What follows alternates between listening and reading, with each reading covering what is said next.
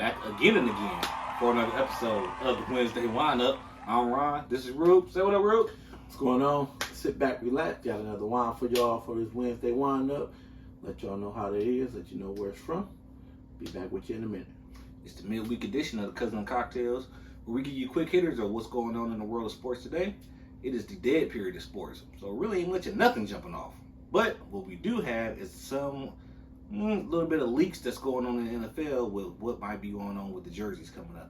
So, Rube, I know that you know they lifted the two-shell rule in the NFL. Mm-hmm. For the last couple of years, you could only wear one helmet, and that was it. Took away from a lot of the jerseys. But this year, coming up, they have lifted that rule. Throwback season is about to be in full effect again. So, we got a couple of teams that are previewing some new jerseys, jumping into some words that they haven't previously done before, and we got some other teams that's going back to their classics. Take a look at some of these pictures I sent you. First thing we got up to date, the New England Patriots wearing the classic white jersey or white helmet, red jersey.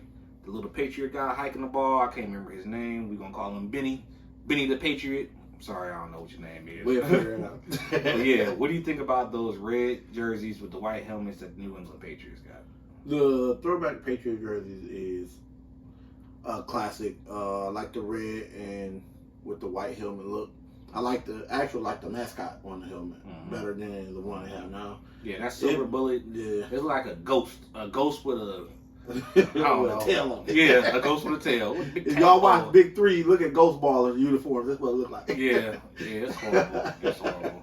But I do like it, and that's kind of with the Patriots. When I think about them, what I think about is that jersey. Yeah. However, if you are going to use that ghost helmet, please bring back that Drew Bledsoe edition jersey. Yeah. Because that Drew Bledsoe, man, you remember Rod used to have that? Yeah. That Drew Bledsoe, man, with that they had two versions of the pinstripe. There was the home blue ones that had like light blue, dark blue, light blue, dark blue. Yeah. And then they had even the white jersey. The white one with the white, like kind of silver looking through. Yeah, I don't know why they got rid of that. And then didn't they also have like the little ghost pictures on the shoulder as well? Like, bro, that's what they should have kept, opposed to that crap they got now, because the jerseys that they have now, even the dark blue one, it kind of looks like the red one, but just a dark blue version of that. And exactly then matching that with the gray helmet, man, it's all whack. Just give me the white helmet and the red jersey, or give me that Drew Bledsoe pinstripe. Yeah. Another team going back to their classics, Tampa Bay Buccaneers. Nope, keep them. Oh, nope, keep them. Oh, we do not need the creamsicles. 2 thumbs down for that. We do not need the creamsicles. Oh man, Tony Dungy will be turning in his grave right now if he heard you talking about that. We do not need those. Sap ain't want them. We don't want them. Man, but what was that dude's name that played quarterback for Freeman, Josh Freeman. Yeah, the dude could look like Bruno Mars. Yeah. Give me them Bruno Mars, Josh Freeman jerseys. The creamsicles are making a comeback, and that's a big no-no for you. Yeah, I'll pass on the creamsicles. Okay. All right. So, new helmets to the game that we have not yet seen before. The Cleveland Browns, maybe, with a white helmet. Tell me what you think about that. White helmet, white jersey. Cleveland Browns, I could do without them. Oh, I don't like them either? It's nothing bad about them, but I'd rather like to see the traditional orange helmet with the brown and white stripes. The white helmet with the brown stripe in the middle, I don't really. Yeah, so the jersey that they were wearing last year for like 75th anniversary, that jersey actually came with a white helmet. Right. But because of the two-shell rule, they couldn't do that, so all they did was wear their original helmets and just took the brown stripe off of it so that it only had a white stripe. So they still had the same helmets last year. Okay. They just switched out the face mask, made the face mask gray. Okay. They took the brown off the stripe, and they put the numbers on the side. So while people might think like last year the Browns had 2 different helmets, it was really the same helmet, just took a little stuff off of it. Yeah, a little doctoring up. Yeah. The same token, another team in Ohio that always got to be copied when we do something. Today, the Cincinnati Bengals have previewed a white helmet for them. Got that Siberian tiger look jumping off. Now, these jerseys, the helmet jersey combination is not bad. It's the same damn thing. But Browns are more synonymous with the orange because you know how the Paul Brown said, okay, Browns don't want me no more. I'm going to go to Cincinnati. I'm going to try to steal y'all colors, and I'm going to go ahead and build my own team down here. Wow. But like this guy right here. Jeez. Yeah, I like the undercover bagel stand over there. No, we ain't gonna go that far. But I can deal with these helmets. It's nothing bad. I ain't gonna lie though, it is gonna look pretty nice. If they get a Thursday night game, Monday night football game, under them lights, and they got that white helmet with that white jersey, and they pass out white T-shirts to the fan, and they white out like college style, like Penn State. Yeah, that's gonna look pretty cool. Yeah, the jungle gonna look nice. They go ahead and white it out. Last team, the Houston Texans. Now, have you seen that? Yeah. Now these red helmets is probably the nicest ones. Battle red. Yeah, these are nice. Like, I can see them probably doing a color rush with this helmet, and probably even going all red at one point. Big game of red like going on in Houston. I don't know. I think all red will be too much. I'm pretty sure, or what they should do is wear that red helmet with their white jersey. Because I feel like if they go red on red on red, like I don't even like that when they wear red and red before. Like I seen the picture of Deshaun Watson when they got the red jersey, red pants, that's doing with too the blue much. helmet. Yeah, that's a horrible look. And take note of that. Ohio State, I seen some tricklings of an all red jersey combination for you too. Please don't do that. Please just keep silver pants and the red top. Do not wear all red jersey because that is not what that is. Yeah. All right, it is a Wednesday. What is that wine talking about? All right, so for this Wednesday wine up, we got a local wine Riesling from Debonair Winery and Vineyards. It's a Riesling Grand Valley River. It's 12% alcohol by volume, year 2019. This is local to Northeast Ohio, Geneva, Ohio to be exact. We're going to go ahead and sip on this and let y'all know how it is. You said that's a what kind of DiBiase? Debonair. Oh, okay. I thought that was that $1 million man wine over there. All right, let's see what that's talking about. Now, hold up. Before we do anything, how come every time you pick up the wine, you always hold it like it's a dinner plate and you serving somebody up, and I'll be grabbing mine up here? Because what I was told at the wineries, once you touch the glass, you start to kill the body of the wine. So you have to grab it by the stem or the bottom of the glass to keep the body of the wine. I thought you were supposed to choke it up and show you really love it. Okay. Yeah, this is a good smelling wine. Now this smells sweet. Yeah. So I can already tell, again, I'm not a wine connoisseur. I can tell by the smell of this right here that this is more my vibe. More right sweet, yeah, because as opposed to the red wine that like real bitter, I feel like this is gonna have a sweeter taste to it. Yeah. Something I could get jiggy with. Yep. All right, let's go.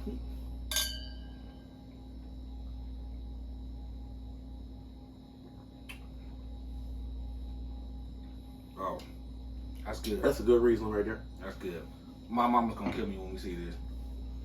I just took a sip of that. I was told I was supposed to sip it, spit it, wash it in my mouth a little bit like some Listerine, hit it with the throat, and then take another sip because then you get to pure the real taste. Then you can taste coffee, all the notes and everything, cliff notes and all type of. Auntie, I'm not a sommelier. Oh, man, hold on. You know what? A sommelier. That's that dude that got arrested. No, that's a smollett. Oh, okay. I'm about to say, I ain't no sommelier. I ain't spitting no wine because I ain't wasting no wine. Yeah, I'm about to say, that's that rich people stuff right there. Hey, just spit out a little for the dead homies. All right, Jesse sommelier. Yeah, sorry, Mom. We ain't spitting no wine. Whatever we got the first time is what it's gonna be. Right. But no, that just as I suspected with the sniff, that almost tastes like I don't want to say it's as sweet as a Moscato. Yeah. But it's pretty doable. Yeah. It's a nice white wine. I'm not sure what pairs good with Riesling. And it's funny, not to cut you off, my bad. But I was just thinking right before you said that, that wine we had last week, that tastes like, man, if I was eating a steak or something, that'd jump. Right. This one right here don't taste like steak. Right. With that, like, this more like a cheese or like damn near dessert or like something like dates or something. Because I remember when we were at the winery, we actually they give you cheese and crackers with your white wine. So it's more like like a cheese and cracker, dates, something like that. But definitely not a steak, not a meat. Not at all. No, you're more on your reds when you get to the steaks and stuff. Okay, I can't wait to see when we jump to Moscato, because I wonder what you're supposed to drink with that. Or is that not even on the wine list? Well, it's on the wine list, yeah. Okay. It's on the wine list. We'll see what happens when we get to that. Next up, on the way to work this morning, listening to the radio, listening to Ken Carmen, Anthony Lima in the morning. Shout out to Ken Carmen in the morning show. Yep, Ken Carmen, Anthony Lima, Cleveland, Ohio, 6 to 10 a.m. Check them out. I was listening to that in the morning, and during the break, they was somehow got to talking about writing in cursive, and it almost like it is a lost art now. Right. And that kids nowadays can't write in cursive, and I was thinking to myself, you know what, you damn right. Like, Right. Kids nowadays can't write in cursive. I work with the public often, and I noticed that people 25 and up write their name, sign their name, no problem whatsoever. 24 and under, I say print your name. Now your signature, and you know all they do is write their name, print it, and they just print it again and bigger the second time. And I was like, "Where your and that's their signature. There's no cursive involved whatsoever. And I'm like, "How the hell you 24 years old and you can't sign?" And they're like, "How you cash your checks?" Right. And I got to thinking, they probably don't even get You checks. right. They get direct deposit. deposit. Yeah. So with that in mind, what are some of the things that kids and upper or kids nowadays can't do that when we were their age and way younger? Because I swear we learned cursive like in 3rd grade. Yeah, 2nd grade. Yeah, like the teachers, when they used to want to talk shit about you, will write the note home in cursive and make you take it to your parent because they knew you couldn't read cursive. You know what I'm saying? I'm sitting there trying to tell them, what are they saying I did? I know I gotta hand this to my mom. Then next thing you know, like you give it to your mom and you waiting for your mom's reaction to find out if what they said that was good or bad. Yeah. I feel like we could do that now with some of these kids at 23. Like, I'm just about to write in cursive right here. You ain't even gonna know what to say. You know what I'm saying? So, what's some of the things you think that younger folks can't do nowadays that when we were their age, they had no problem doing? Cursive is probably the number one thing. Playing outside. Yeah. Kids don't know how to play outside. Kids nowadays is lazy. Like, they won't go outside and They play. do not know how to play outside. And when I say play outside, I mean like go outside and find something to do. Like we used to make a game out of anything. Kick the rock down the street. Yeah, like besides hide and seek, like anything was a game. Yeah. Like when we was younger, you want to play basketball, we ain't got no basketball hoop. Get your crate. Got that milk crate. We held that milk crate up to the top of the fence. Put a piece of cardboard behind it. That was the backboard. Yep.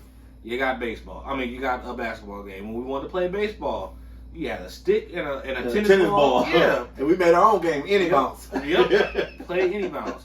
But you could play baseball with a racquetball and a broom handle. Yep. I mean, we just had all type of game.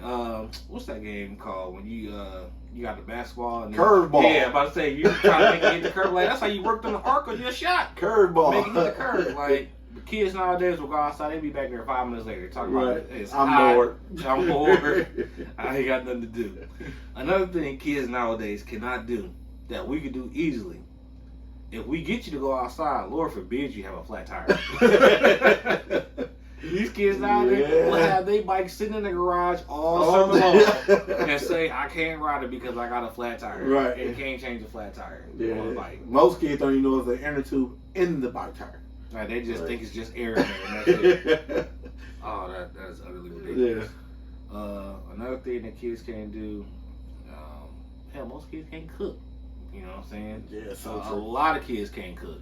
Hell, a lot of adults can't cook. There's some young mamas out there that can't cook. Like the fast food industry, DoorDash has ruined the cooking game because a lot of these kids grew up on fast food, McDonald's, Burger King, stuff like that, and they can't cook. When we was young, you went to McDonald's if somebody just got paid. Or if it was the weekend after Christmas because your grandma gave you the coupons. The McDonald's book. Gave you that McDonald's. But other than that, it wasn't no going to McDonald's. Like, no, you ate what your mama cooked. Right. You know what I'm saying? Like, then these kids nowadays can't cook. Like, they don't know if you go to turn the stove on and they tick, tick, tick, and the flame don't come up. They don't know, like, how to light the pilot. They get a little piece of paper, light it, put in that, come up. There you go. You got fire. Throw that in the seat. Yeah. Turn the water on. They are just lost. Like, the critical thinking skills for kids nowadays is severely, severely lacking. These kids are incredibly book smart, but they lack common sense. Very much so. Very much so. And hell, even some of the ones with a job. I went to the grocery store the other day, paid for my stuff in cash. The lady behind the register was on Struggle Street because she was trying to find out how much change there. And I'm like, wow, are you really? Right? The total was 17, like 32. I gave her 20. I'm just waiting. And she just like, okay, 32 minus 100 is, so now you got to go to the next number. And if I gave you a 20, and she really, and this came to the point, I'm just looking at her. Right. I'm like, damn, 268. You know, keep the change. Yeah, keep my damn bags. I go. Like, it is so sad that they just, like I said, the computers do everything for people nowadays, and the memories on kids, memories nowadays are severely lacking. Like, when I was younger, when we was younger, boy, I knew everybody's number by heart. Yeah. Everybody, I knew number and address. And you knew how to get home by every street sign. Every single one. You ain't got to, nowadays, you just pop it in, make it right, make it left. Yeah, well, how you get it? I don't know. I don't know. Just follow this. Said I'll be there in 7 minutes, though. You know what I'm saying? Just follow the voice. Yep. Yeah, they ain't even got the map up. They listening to music, just waiting for it to say, turn left. At 600 feet, turn right. Yeah, that's horrible. And the one thing, last thing, folks can't do nowadays, people can't spell for shit. I'm sorry. Spelling is horrible. Yeah. Like, they don't even attempt to spell it. I don't even think they do spelling tests in school anymore. I doubt it. You remember we used to have a spelling test every Friday. Yeah. You take that spelling book, that orange spelling book home. Yep. Yeah, like nowadays, they don't even attempt to spell nothing right. Their handwriting is horrible because they're not used to handwriting anything. Yeah. If they type in the paper and they spell wrong, just right click. Nope, that's how they spell it. You know what I'm saying? Like, I'll watch my son sometimes. He'll be texting and he'll be independent. And then go back to text, because if he gets to a word that he can't spell, he'll just speak it in a type of form, and then he'll just finish it out. So, wow. Yeah, just the critical thinking and the spelling, math, basic stuff that we was able to do, severely lacking in today's age. That is a technology fail. Damn you, Bill Gates. Last thing we got for him. Cleveland Guardians' own Jose Ramirez has accepted the invite to the Home Run Derby. How do you think Jose will do? I think he'll fare fairly well. But can he win it? Before we get to that, do you like the new format or you like the old 10-out format? What's the new one? The new one is time limit. Versus 10 out? Yeah. Giving it time. I like the 10-out better. I don't like the 10 ounce because with the 10 ounce, it's like every swing that wasn't a home run was an out, right? Yep. Yeah, I'm good. give me the time. And no, the reason I say that is because you got your own pitcher now when you're doing when you got the home run derby. Right. It might take you about 4 or 5 pitches to see how fast the ball's coming in because it's not like they're throwing curveballs and they didn't really get a warm up. So they like talk to their pitcher. Okay, you want to hear it? You want to hear it? You're a little bit faster, and they're trying to get the timing up. Right. It might take 3, especially when you swinging the hardest you can. It ain't like they just swinging for contact. Like every swing is trying to get over the fence. Right. It's gonna take you a little while to get your rhythm. In basketball terms, it's like saying, imagine not only are you shooting free throws, but you got to make them nothing but net. They can't hit no rim. Nothing, yeah. So like it might take you at least 5-6 shots. You say, okay, this is exactly how I got to shoot it to make it hit. You know what I'm saying? So to get penalized for that, like I'd rather be like pop a shot, like hurry up. Okay, cool. Now it don't matter how they get over there, just as long as I get as many. Right, yeah. So I kind of like the time for what you like. I like the 10 ounce because it just takes me back to like. Did you not just hear my whole argument about? But I said like the 10 out thing for me is like you got 10 outs, so you got to make everyone count. So because even in 10 outs, you can bypass pitches. So yeah, and that's the why are you taking a walk in a home run derby? They're like, no, a little bit higher, no, man, just swing the damn bat. Like, we up here all damn day waiting for you to swing. You didn't bypass 3. You done went and got your shot of Gatorade and came back. Nah, I need action. You got 3 minutes to make it happen. So yeah, but the time limit is 10. That's the thing. That's all right. That's a hell of a time limit. It is. They go by fast. It's better than somebody spending 20 minutes hitting that home run. I can't remember what year it was, but I swear dude was up there forever hitting home runs. I can't. I don't even want to. I think I want to say it was Jose Abreu because he hit like 27 in a round. Man, I know it was long as Sunday service for a long time, hitting home runs. Yeah. Yep. Last bit of news that just came out today. I swear it was quicker than a hiccup. The Indiana Pacers offered a max boy to DeAndre, 4 years, 133. Yeah, and that lasted about. Hold up. Gonna pre that on the Cousin Cocktail episode. Oh, that was called a tease. That is called a tease. If you want to know what Phoenix said about that, you better be on the next episode. Yep. All right. Well, with that, Rude, quote of the week. I ain't got one. Damn. Quote of the week. If you ain't got it, don't force it. There you go. And on that note,